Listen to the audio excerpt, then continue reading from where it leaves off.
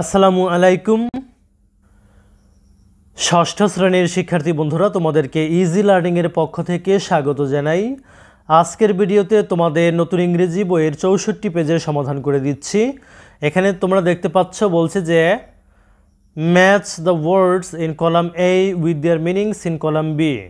Column A এর ওয়ার্ডগুলো column B এর মিনিংয়ের সাথে মিল করো। তো এখন আমরা সে কাজটুকু করব। এখানে যে ওয়ার্ড মিনিংগুলো দেওয়া আছে সেগুলো আমরা মিল করব। তো চলো আমরা সরাসরি উত্তরে চলে যাই। লক্ষ্য করো, এখানে আমরা সরাসরি উত্তরটি সাজিয়ে দিয়েছি তোমাদেরকে। অ্যাচিভ মানে হচ্ছে অর্জন করা, এটার সাথে মিলবে হচ্ছে বিকাম সাকসেসফুল অর্থাৎ সফল হওয়া এটা।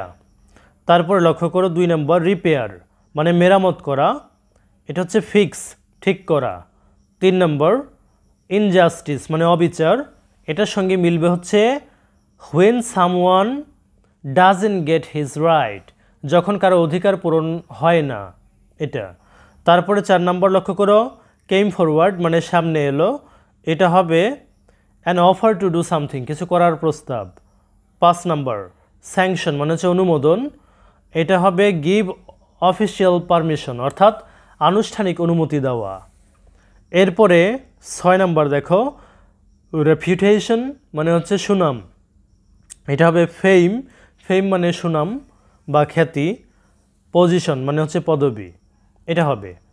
7 নম্বর দেখো লিবারেল, লিবারেল মানে হচ্ছে উদার বা উদারমনা, তো এটা হবে respect others believes or behaviour অন্যদের বিশ্বাস বা আচরণকে সম্মান করা।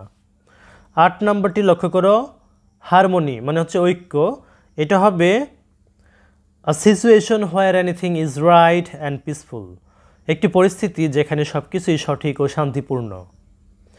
এরপরে 9 নম্বরটি লক্ষ্য করো এখানে আ টিম প্লেয়ার মানে দলকে বেশি গুরুত্ব দেয় এমন খেলোয়াড়, তো এটা হবে one who plays for the team rather than for personal glory একজন খেলোয়াড় যে ব্যক্তিগত গৌরবের জন্য নয় বরং দলের জন্য খেলেন।